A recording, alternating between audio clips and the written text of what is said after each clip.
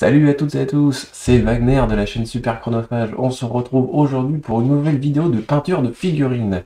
Aujourd'hui, le but, ça va être de peindre une seule figurine dans un thème bien précis parce qu'on a envie de faire une belle armure au personnage qu'on va peindre. Alors, aujourd'hui, je peins une figurine pour un copain. C'est un cadeau. J'ai envie de lui faire plaisir. Et du coup, on va peindre le héros de son armée. Enfin, pas le héros, pas le plus grand héros, mais on va peindre en tout cas un commandant pour son armée de Warhammer 40 000. J'ai nommé Typhus, le héros du 41e millénaire, prêt à toutes les conquêtes pestilentielles. Allez, on démarre tout de suite pour la peinture. On se retrouve donc avec notre petit Typhus monté et sous-couché. Il est également collé sur un bouchon de bouteille pour pouvoir le peindre tranquillement, avoir accès au-dessous et aux différentes parties qui seraient un petit peu cachées. Les mouches collées sur des petits bâtonnets, comme ça évite de cacher des parties de Typhus parce qu'en fait elle couvre pas mal son bras. Et le socle qu'on a monté, on a collé des petits cailloux et des insectes. Bonjour monsieur, c'est pour la carte au trésor. Est-ce que vous sauriez où est la rose des vents? Quoi? Vous m'empêchez de dormir! Cassez-vous d'ici! Oh mon dieu, non, non! Voilà, on va commencer par une bonne base à l'aérographe pour avoir les couleurs qui nous intéressent. Ici, on va commencer par toutes les teintes les plus foncées, et donc le socle va être peint en noir. On va passer une bonne couche partout. Ce qui est pratique avec l'aérographe, c'est que comme on va avoir des zones difficiles d'accès au pinceau, on va pouvoir projeter la peinture dans tous les petits recoins. Ça va être assez pratique, surtout pour le dessous des cailloux.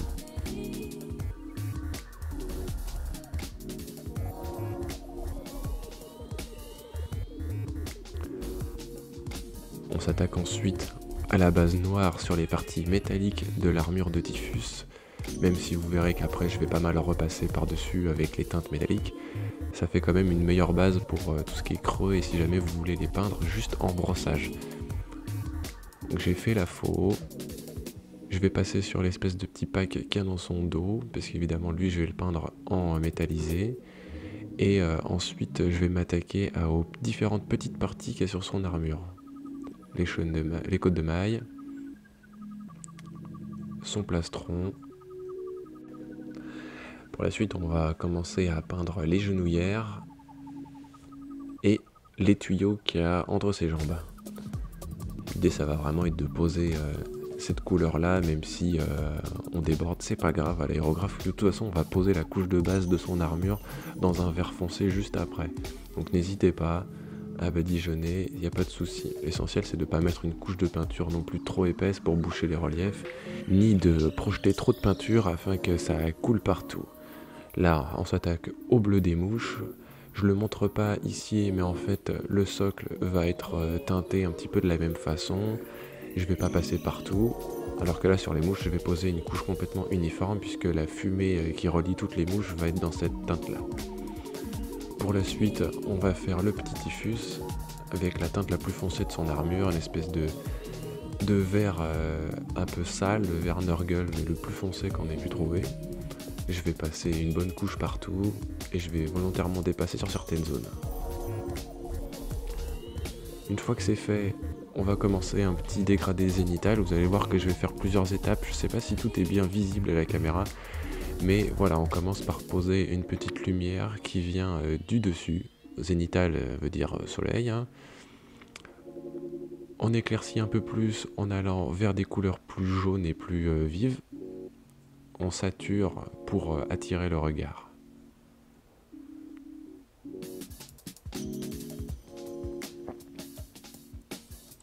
Dernière petite couche pour les éléments qui sont le plus visibles par la lumière solaire.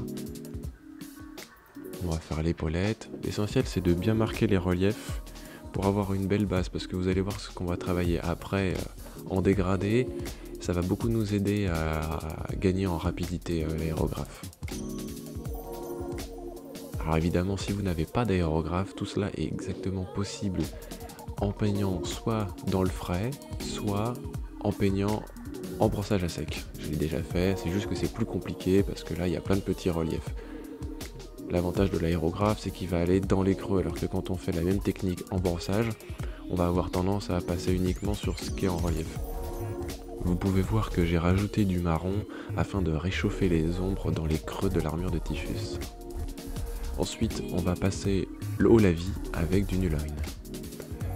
L'idée, c'est de passer des bonnes couches dans les creux, laisser volontairement stagner, mais sans en mettre trop, sinon vous allez boucher et ça va vraiment faire tout noir. Mais on va badigeonner un petit peu toute l'armure. Voilà, je vais passer pour être sûr que tous les reliefs soient bien mis en volume et qu'on les voit bien. L'idée, c'est vraiment de laisser l'encre se déposer dans les creux. Ensuite, voilà toutes les teintes de base qui vont servir à faire nos dégradés. Je la dépose dans ma palette humide. Je vous ferai bientôt une vidéo pour vous expliquer comment on en fabrique une soi-même pour vraiment pas cher.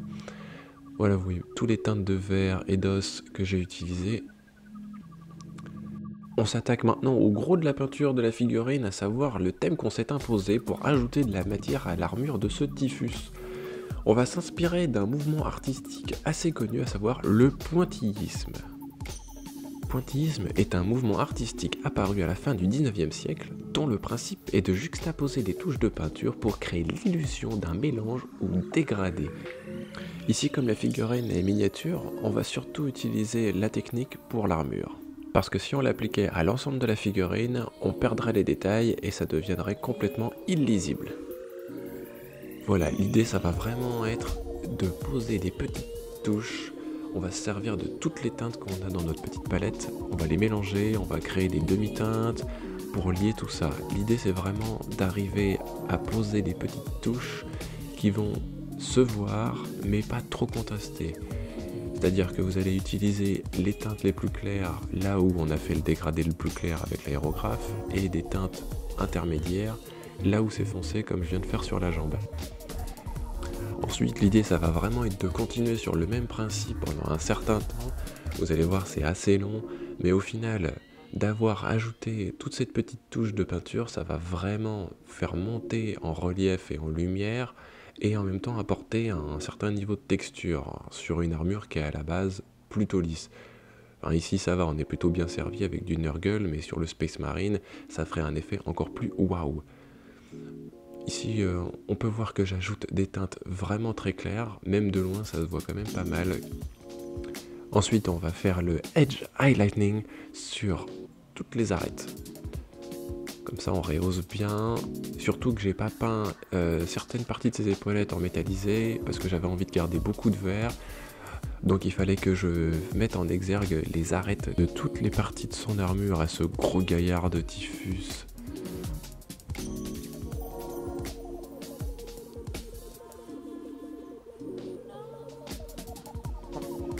Ensuite on s'attaque aux couches de base des peintures métallisées.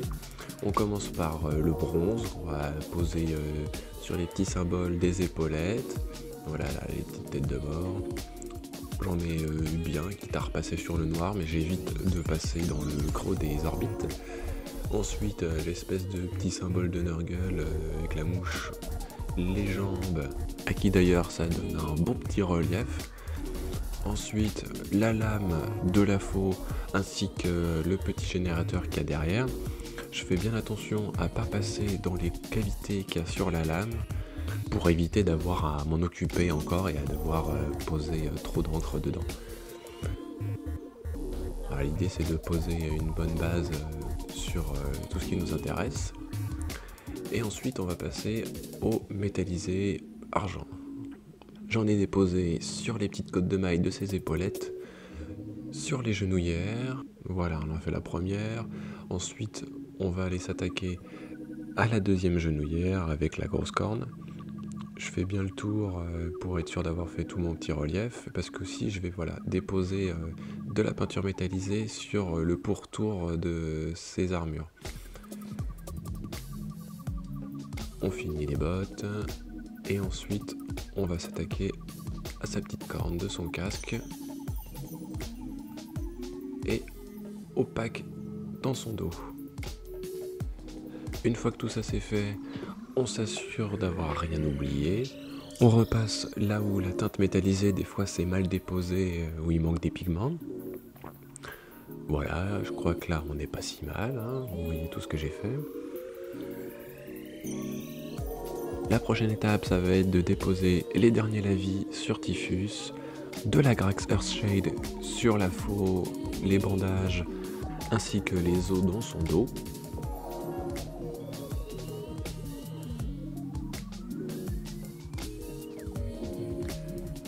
Le null oil pour toutes les parties métallisées.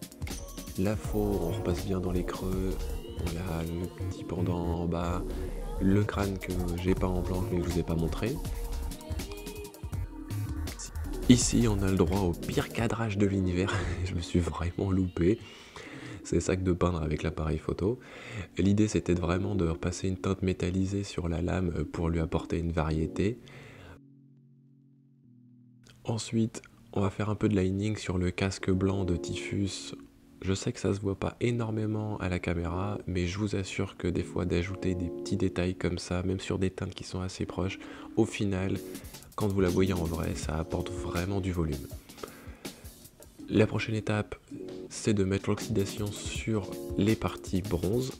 J'ai choisi une teinte légèrement turquoise. Pas besoin forcément d'acheter la peinture spécialisée Games pour arriver à de tels effets. Surtout que là, on va vraiment être dans des creux sur les boulons, dans les creux des têtes de mort. Ça va surtout agir un petit peu comme une encre bleutée en fait. Les teintes que vous voyez maintenant apparaître à l'écran vont servir à peindre les petits bubons de ce cher Typhus. L'idée, ça va vraiment être de poser des petites touches sans pour autant aller dans les creux assez foncés, parce que sinon on va perdre le relief qu'on avait posé. L'idée, c'est vraiment de mettre en volume encore plus. Donc quand vous posez des couches plus claires, il ne faut pas passer dans les creux. Sinon, en fait, vous allez juste aplatir et on verra plus le relief. Dans ma palette, ensuite, j'ai déposé un petit peu de blanc avec lequel je mélange le jaune que j'avais préparé tout à l'heure pour la première teinte des bubons. Et je vais repasser vraiment des petits points ou un petit trait sur le dessus pour monter encore plus le volume, comme si la lumière venait taper sur le relief.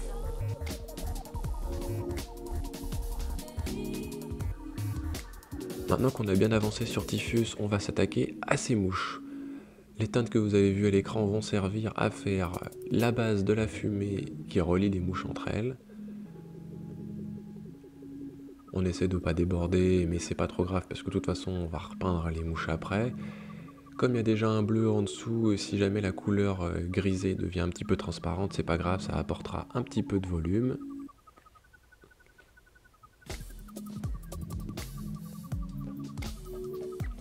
Ensuite, un peu d'hérésie avec de la white flèche pour peindre des mouches qui ne sont pas des orques pour le coup. Ici, pas question de poser une teinte transparente, ce qu'on veut c'est une belle couche de base bien lisse pour qu'ensuite on puisse travailler la vraie teinte des mouches. Si on gardait le bleuté, elle se fondrait un peu trop dans la fumée et c'est vraiment pas l'effet qu'on voulait. Vous avez sans doute remarqué que pour l'étape d'après, il va manquer un process.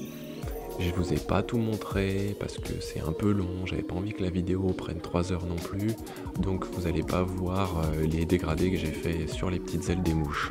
Mais en même temps, entre nous, c'est pas trop grave, hein, il suffit de faire un petit dégradé de couleur d'os du plus clair à la pointe au plus foncé à la base de l'aile.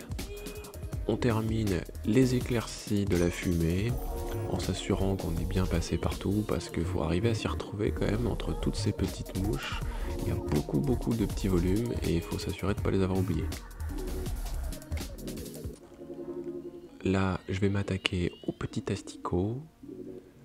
Le principe, c'est la même chose que sur les bubons de Typhus. On a peint une couche de base, on a ancré et l'idée, ça va vraiment être de remettre les petits volumes avec une teinte plus claire et plus saturée.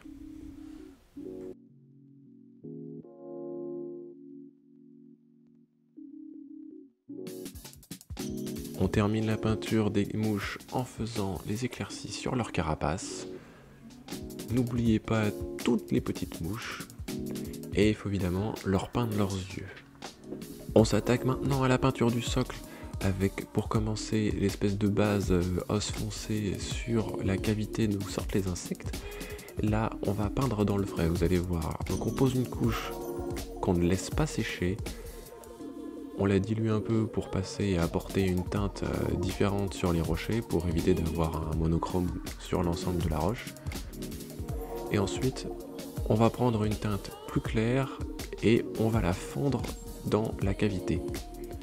L'idée c'est de créer un dégradé sans pour autant utiliser d'aérographe. Vous voyez, ça se mélange parfaitement bien parce que les deux peintures sont encore humides. Ensuite on s'attaque au brossage à sec avec un gris bleuté plus clair que ce qu'on a déjà. Le principe va vraiment être de caresser la surface de la roche afin d'éviter de déposer trop de peinture et seulement de mettre en volume les tout petits reliefs. On prend une teinte encore plus claire, vous voyez en fait j'ai mélangé avec du blanc la teinte que j'avais passée sur le socle.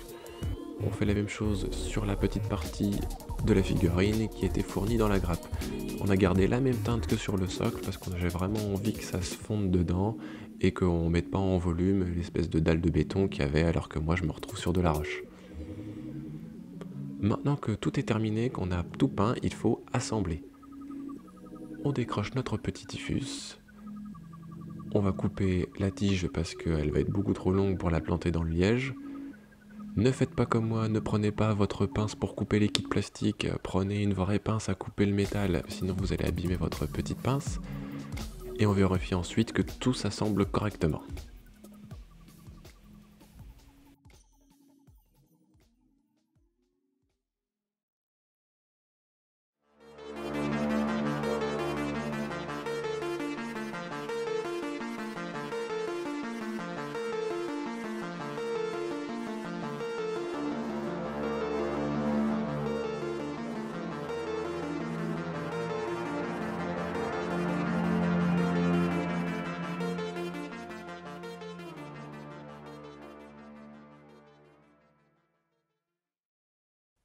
Bah voilà, je suis plutôt content du résultat. On a réussi à faire une belle armure sur ce typhus.